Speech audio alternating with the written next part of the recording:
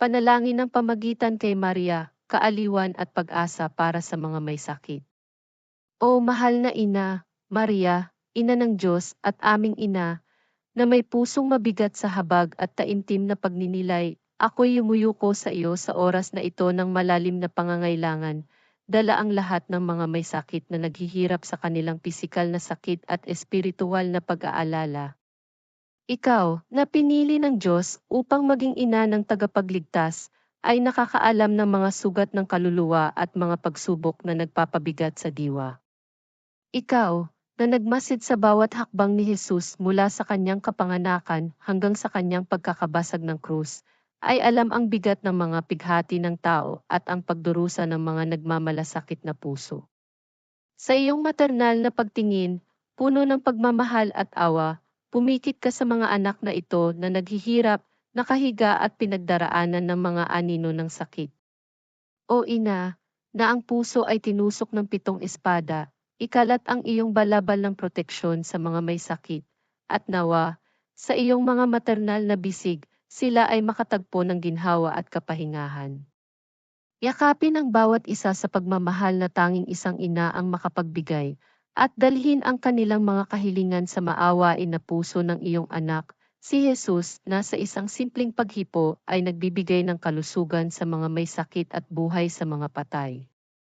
Makipagpamagitan ka para sa kanila, mahal na ina, gamit ang buong lakas ng iyong pagmamahal, humiling kay Jesus na ibuhos sa kanila ang kanyang walang hangang biyaya at awa.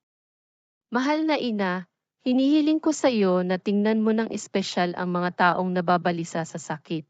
Ang kanilang mga katawan ay pagod sa sakit at ang kanilang mga kaluluwa ay nababalisa sa pag-aalala.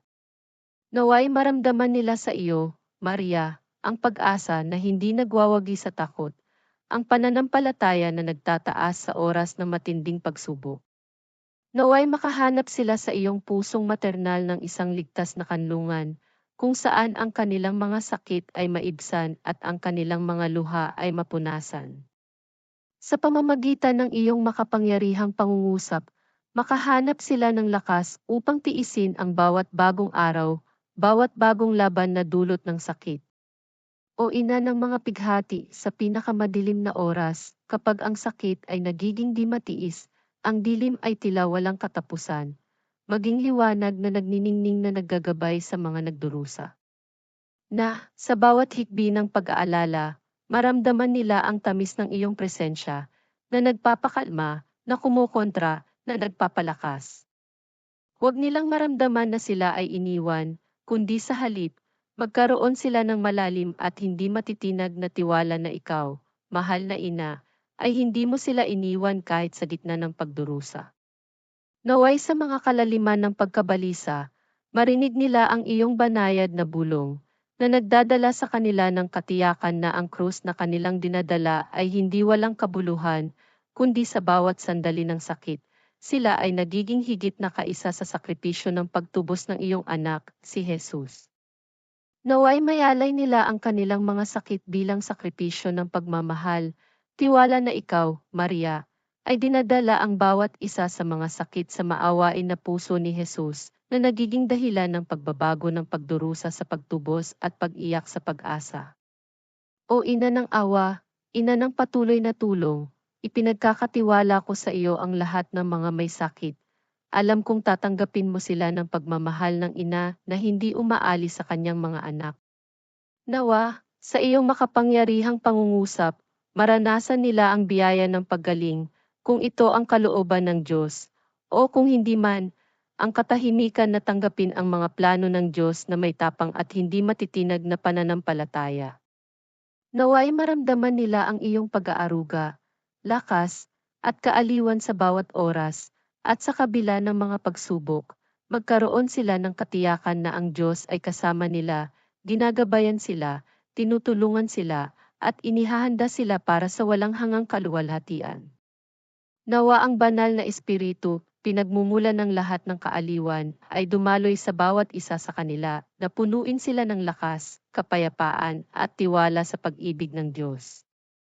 Na, sa gitna ng mga sakit ng mundong ito, palaging maramdaman nila ang pagkalinga ng iyong mga maternal na bisig, hanggang sa oras na sila ay mailigtas mula sa mortal na katawan at tanggapin sa kagalakan ng langit, kung saan walang sakit, walang pagdurusa, kundi ang kaligayahan ng pagdapo sa harapan ng Panginoon. O Maria, kanlungan ng mga makasalanan, kalusugan ng mga may sakit, at ina ng mga nagdurusa, pakinggan mo ang aming mga kahilingan, tugunan ang aming mga dasal, at huwag kaming iwanan kailanman. Sa iyo kami nagtitiwala, sa iyo kami lumalapit, at sa pamamagitan ng iyong pangungusap umaasa kami na makakamit ang mga biyayang aming kinakailangan. Sa pusong puspos ng pananampalataya at pag-asa, inilalagay ko, mahal na ina, ang lahat ng mga may sakit sa iyong mapagmahal na pagtingin, sa tiwala na ikaw ang bituin na hindi naglalaho at ang ina na hindi umuuwi sa kanyang mga anak. Ikaw, na walang kapantay na pinagmumula ng pagmamahal, magpamagitan ka para sa bawat isa sa kanila sa Diyos, upang ang kanilang mga kahilingan ay marinig at matugunan ayon sa kanyang kalooban.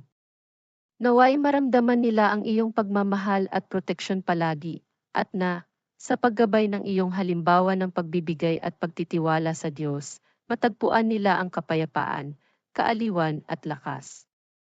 Nawa ang lahat ng mga may sakit, o mahal na ina, ay makapagpahinga sa iyong imakuladong puso, natutuklasan sa iyo ang lakas upang magpatuloy at ang kapanatagan upang magtiwala sa mga plano ng Diyos. Nawa, sa pamamagitan ng iyong pangungusap, mapanatili nila ang biyaya ng Diyos sa bawat sandali ng pagsubok, at huwag mawalan ng kaaliwan ng iyong maternal na pagmamahal. Sa walang pag-aalinlangan na pananampalataya, ipinagkakatiwala namin sa iyo ang aming mga dasal, na tiyak na bilang ina, hindi mo kami pinababayaan ang mga lumalapit sa iyo. Amen.